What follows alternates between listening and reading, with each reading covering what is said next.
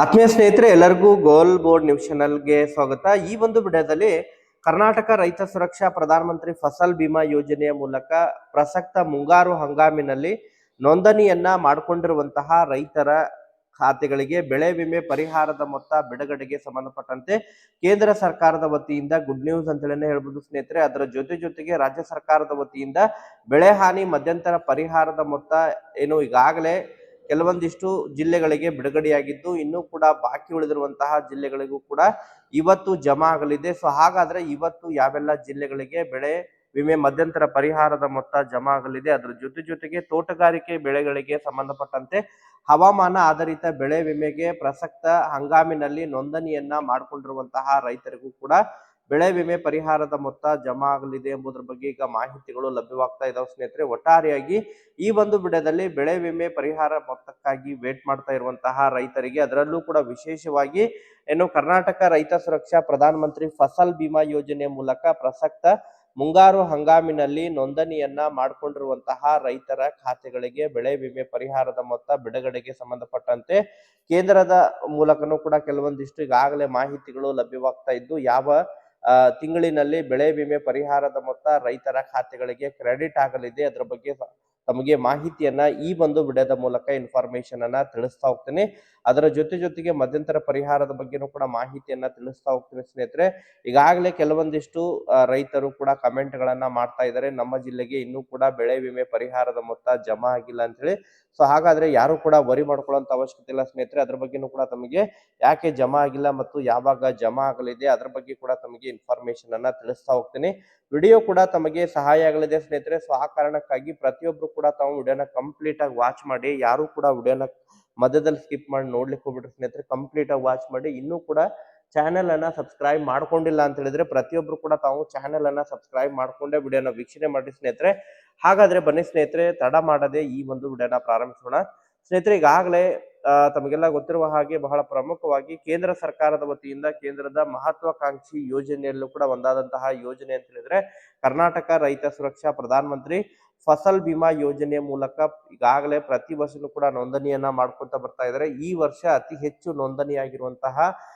ನೋಂದಣಿಯಾಗಿರೋ ಬಗ್ಗೆ ಈಗಾಗಲೇ ಮಾಹಿತಿಗಳು ಲಭ್ಯವಾಗ್ತಾ ಇದಾವೆ ಸ್ನೇಹಿತರೆ. ಏನು ಪ್ರತಿ ಬಾರಿಗಿಂತನೂ ಕೂಡ ಈ ಬಾರಿ ಹೆಚ್ಚು ಪ್ರೀಮಿಯಂ ಅನ್ನ ರೈತರು ಕಟ್ಟಿರೋ ಬಗ್ಗೆ ಈಗಾಗಲೇ ಆ ಪ್ರೀಮಿಯಂ ಕಂಪನಿ ಮೂಲಕನೂ ಕೂಡ ಹಾಗೂ ಕೇಂದ್ರದ ಈಗಾಗಲೇ ಜಂಟಿ ಸಮೀಕ್ಷೆಯ ಆಧಾರದ ಮೇಲೆ ಮಾಹಿತಿಯನ್ನ ಒದಗಿಸಿಕೊಟ್ಟಿದ್ರೆ ಸ್ನೇಹಿತರೆ. ಒಟ್ಟಾರೆಯಾಗಿ ಕೇಂದ್ರ ಸರ್ಕಾರದ ವತಿಯಿಂದ ಕಳೆದ ವರ್ಷ ಏನು ಹಿಂಗಾರು ಹಂಗಾಮಿನಲ್ಲಿ ಸರಿಯಾಗಿ ರೈತರಿಗೆ ಬೆಳೆ ವಿಮೆ ಪರಿಹಾರದ ಮೊತ್ತ ಸರಿಯಾದ ಸಮಯಕ್ಕೆ ಹಣ ಜಮಾ ಆಗಿದ್ದಿಲ್ಲ. ಬಟ್ ಈ ಬಾರಿ ರೈತರಿಗೆ ಯಾವುದೇ ರೀತಿಯಾದಂತಹ ಸಮಸ್ಯೆ ಇಲ್ಲದೆ ಸರಿಯಾಗಿ ಬೆಳೆ ವಿಮೆ ಪರಿಹಾರದ ಮೊತ್ತವನ್ನ ಬಿಡುಗಡೆ ಮಾಡಲಿಕ್ಕೆ ಸಂಬಂಧಪಟ್ಟಂತೆ ಮಹತ್ವದ ಸಭೆ ಕೂಡ ನಡೆದಿದೆ ಸ್ನೇಹಿತರೆ. ಈಗಾಗಲೇ ಕೇಂದ್ರದ ಕೃಷಿ ಸಚಿವರಾಗಿರುವಂತಹ ಶಿವರಾಜ್ ಸಿಂಗ್ ಚೌಹಾಣ್ ಅವರ ನೇತೃತ್ವದಲ್ಲಿ ನಡೆದಂತಹ ಸಭೆಯಲ್ಲಿ ಕೆಲವೊಂದಿಷ್ಟು ನಿರ್ಧಾರಗಳನ್ನ ಕೂಡ ತೆಗೆದುಕೊಳ್ಳಲಾಗಿದೆ ಸ್ನೇಹಿತರೆ. ವಿಶೇಷವಾಗಿ ಏನು NDRF ಹಾಗೂ SDRF ಮಾರ್ಗಸೂಚಿ ಅನುಸಾರವಾಗಿ ಬೆಳೆ ವಿಮೆ ಪರಿಹಾರದ ಮೊತ್ತವನ್ನ ಕೇಂದ್ರ ಸರ್ಕಾರದ ವತಿಯಿಂದ ಆಯಾ ಒಂದು ರಾಜ್ಯ ಸರ್ಕಾರಗಳಿಗೆ ವರ್ಗಾವಣೆ ಮಾಡಿ ನಂತರ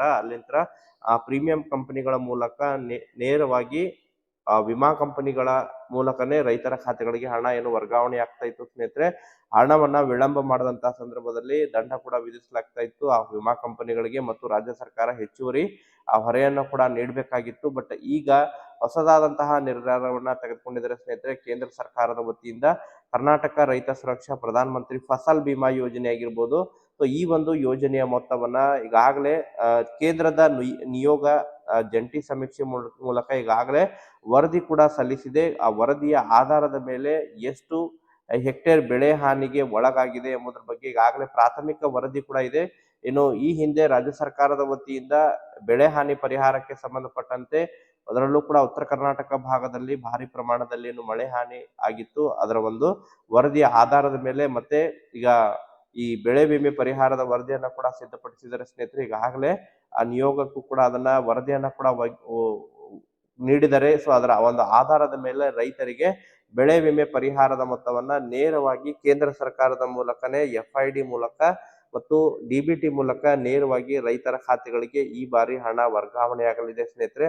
ಸೊ ಒಟ್ಟಾರೆಯಾಗಿ ರೈತರಿಗೆ ಗುಡ್ ನ್ಯೂಸ್ ಅಂತ ಹೇಳ್ಬೋದು. ಮತ್ತೆ ಹಿಂದೆ ಬಾಕಿ ಉಳಿದಿರುವಂತಹ ಪರಿಹಾರವನ್ನ ಕೂಡ ಆದಷ್ಟು ಶೀಘ್ರದಲ್ಲೇ ಬಿಡುಗಡೆ ಮಾಡುವಂತಹ ಭರವಸೆಯನ್ನು ಕೂಡ ಕೇಂದ್ರದ ಸಚಿವರು ಕೂಡ ಕೊಟ್ಟಿದ್ದಾರೆ ಸ್ನೇಹಿತರೆ. ಕೃಷಿ ಸಚಿವರು ಈಗಾಗಲೇ ಪಂಜಾಬ್ ಆಗಿರ್ಬೋದು, ರಾಜಸ್ಥಾನ್, ಹರಿಯಾಣ ರಾಜ್ಯಗಳಿಗೆ ಬೆಳೆ ವಿಮೆ ಪರಿಹಾರದ ಮೊತ್ತವನ್ನ ಬಿಡುಗಡೆ ಮಾಡ್ತಾ ಇದ್ದು, ಸೊ ಆದಷ್ಟು ಶೀಘ್ರದಲ್ಲೇ ಮಹಾರಾಷ್ಟ್ರ ಮತ್ತು ಕರ್ನಾಟಕ ರಾಜ್ಯಗಳಿಗೂ ಕೂಡ ಬೆಳೆ ವಿಮೆ ಪರಿಹಾರದ ಮೊತ್ತವನ್ನ ಬಿಡುಗಡೆ ಮಾಡಲಿದ್ದೇವೆ ಎಂಬುದರ ಬಗ್ಗೆ ಕೂಡ ಮಾಹಿತಿಯನ್ನ ಒದಗಿಸಿಕೊಟ್ಟಿದ್ದಾರೆ ಸ್ನೇಹಿತರೆ. ಸೊ ವೇಟ್ ಮಾಡೋಣ, ಈ ಜನವರಿ ಅಂತ್ಯದವರೆಗೆ ಅಥವಾ ಫೆಬ್ರವರಿ ಮೊದಲನೇ ವಾರದ ಒಳಗಾಗಿ ಬೆಳೆ ವಿಮೆ ಪರಿಹಾರದ ಮೊತ್ತ ರೈತರ ಖಾತೆಗಳಿಗೆ ಜಮಾ ಆಗಲಿದೆ. ಈಗಾಗಲೇ ರಾಜ್ಯ ಸರ್ಕಾರದ ವತಿಯಿಂದ ಏನು ಬೆಳೆ ಹಾನಿ ಪರಿಹಾರವನ್ನ ನೀಡಿದ್ರು, ಅದರ ಜೊತೆಗೆ ಕೆಲವೊಂದಿಷ್ಟು ಜಿಲ್ಲೆಗಳಿಗೆ ಬೆಳೆ ವಿಮೆ ಮಧ್ಯಂತರ ಪರಿಹಾರ ಕೂಡ ಏನು ಘೋಷಣೆಯನ್ನ ಮಾಡಲಾಗಿತ್ತು ಸ್ನೇಹಿತರೆ. ಕಲಬುರಗಿ ಜಿಲ್ಲೆ, ಯಾದಗಿರಿ ಜಿಲ್ಲೆ ಆಗಿರ್ಬೋದು, ಬಳ್ಳಾರಿ ಜಿಲ್ಲೆ ಆಗಿರ್ಬೋದು, ಅದರ ಜೊತೆಗೆ ಬೀದರ್ ಮತ್ತು ವಿಜಯಪುರ ಜಿಲ್ಲೆಯ ರೈತರಿಗೆ ಬೆಳೆ ವಿಮೆ ಮಧ್ಯಂತರ ಪರಿಹಾರ ಈಗಾಗಲೇ ಬಿಡುಗಡೆಯಾಗಿದ್ದು, ಯಾವೆಲ್ಲ ಜಿಲ್ಲೆಗಳಿಗೆ ಈ ಒಂದು ಜಿಲ್ಲೆಯ ರೈತರಿಗೆ ಯಾರಿಗೆಲ್ಲ ಪೆಂಡಿಂಗ್ ಉಳಿದಿದೆ, ಸೊ ಪೆಂಡಿಂಗ್ ಉಳಿದಿರುವಂತಹ ರೈತರ ಖಾತೆಗಳಿಗೆ ಇವತ್ತು ಬೆಳೆ ವಿಮೆ ಮಧ್ಯಂತರ ಪರಿಹಾರ ರೈತರ ಖಾತೆಗಳಿಗೆ ನೇರವಾಗಿ ಹಣ ವರ್ಗಾವಣೆ ಆಗಲಿದೆ ಸ್ನೇಹಿತರೆ. ಅದರ ಜೊತೆಗೆ ಬಹಳ ಪ್ರಮುಖವಾಗಿ ಮೂರನೇದಾಗಿ ಈಗಾಗಲೇ ತೋಟಗಾರಿಕೆ ಬೆಳೆಗಳಿಗೆ ಸಂಬಂಧಪಟ್ಟಂತೆ ಏನು ಹವಾಮಾನ ವೈಪರೀತ್ಯಗಳಿಂದ ಯಾರೆಲ್ಲ ಬೆಳೆ ವಿಮೆಯನ್ನ ಮಾಡಿಸಿಕೊಂಡಿದ್ದಾರೆ, ಹವಾಮಾನ ವೈಪರೀತ್ಯದಿಂದ ರೈತರು ತಮ್ಮ ಒಂದು ಬೆಳೆಗಳನ್ನ ಏನು ವಿಮಾ ಕಂಪನಿಗಳ ಮೂಲಕ ಅದನ್ನ ವಿಮೆಯನ್ನ ಪಡೆಯುವಂತಹ ಉದ್ದೇಶದಿಂದ ಹವಾಮಾನ ಆಧಾರಿತ ಬೆಳೆ ವಿಮೆಯನ್ನ ಯಾರೆಲ್ಲ ಪ್ರಸಕ್ತ ಮುಂಗಾರು ಹಂಗಾಮಿನಲ್ಲಿ ಯಾರೆಲ್ಲ ಮಾಡಿಸಿಕೊಂಡಿದ್ದಾರೆ ಅಂತಹ ಒಂದು ರೈತರಿಗೆ ಬೆಳೆ ವಿಮೆ ಪರಿಹಾರವನ್ನ ಬಿಡುಗಡೆಗೆ ಸಂಬಂಧಪಟ್ಟಂತೆ ಕೂಡ ಸಭೆ ನಡೆದಿದೆ ಸ್ನೇಹಿತರೆ.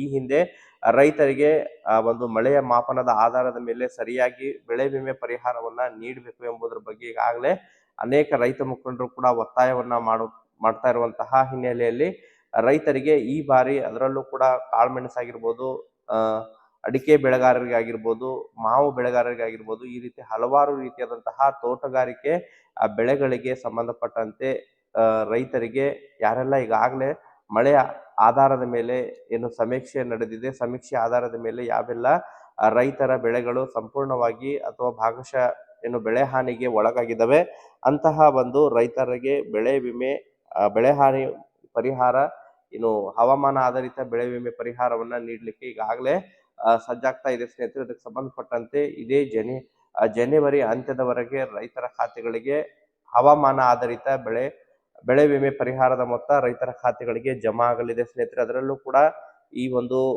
ತೋಟಗಾರಿಕೆ ಬೆಳೆಗಳ ಹೆಚ್ಚು ಪ್ರಮಾಣದಲ್ಲಿ ಉತ್ತರ ಕನ್ನಡ ಆಗಿರ್ಬೋದು, ಶಿರ್ಸಿ ಆಗಿರ್ಬೋದು, ಅದ್ರ ಜೊತೆಗೆ ಅಂಕೋಲ ಆಗಿರ್ಬೋದು, ಕಾರವಾರ, ಸೊ ಮತ್ತೆ ಚಿಕ್ಕಮಗಳೂರು ಜಿಲ್ಲೆ ಆಗಿರ್ಬೋದು, ಶಿವಮೊಗ್ಗ ಜಿಲ್ಲೆಯ ಸಾಗರ, ಸೊರಬ ಈ ಒಂದು ಜಿಲ್ಲೆಯ ರೈತರಿಗೆ ಹೆಚ್ಚು ಪ್ರಮಾಣದಲ್ಲಿ ಬೆಳೆ ವಿಮೆ ಪರಿಹಾರದ ಮೊತ್ತ ತೋಟಗಾರಿಕೆ ಬೆಳೆಗಳಿಗೆ ಸಂಬಂಧಪಟ್ಟಂತೆ ಜಮಾ ಆಗುವಂತಹ ನಿರೀಕ್ಷೆ ಇದೆ ಎಂಬುದರ ಬಗ್ಗೆ ಈಗ ಮೂಲಗಳಿಂದ ಮಾಹಿತಿಗಳು ಕೇಳ್ಬರ್ತಾ ಇದ್ದಾವೆ ಸ್ನೇಹಿತರೆ. ಸೊ ಒಟ್ಟಾರೆಯಾಗಿ ಇವತ್ತು ಯಾರಿಗಾದ್ರೂ ಬೆಳೆ ವಿಮೆ ಪರಿಹಾರದ ಮೊತ್ತ ಪಡೆದುಕೊಂಡಿದ್ರೆ ಕಮೆಂಟ್ ಅನ್ನ ಮಾಡೋದ್ರ ಮೂಲಕ ಮಾಹಿತಿಯನ್ನ ಕೂಡ ತಿಳಿಸ್ಕೊಡಿ ಸ್ನೇಹಿತರೆ.